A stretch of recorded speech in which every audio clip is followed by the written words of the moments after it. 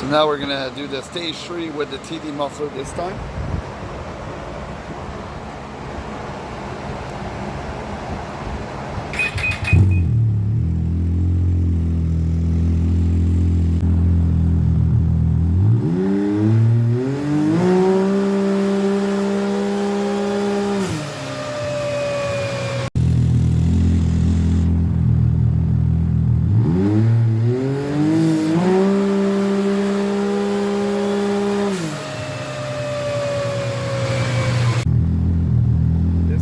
More loaded clutches right now.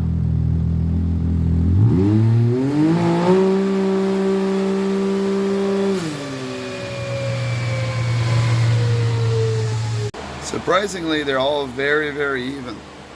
The difference is in the start is just the way I snap the gas, because this machine is so powerful off the line. It really gives a really good hard snap, and really for horsepower testing, you know, I don't need to do that. So, but as you can tell, it's very, very close together. We're within half a horsepower.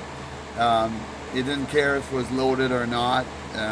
From 8,078, not a big difference.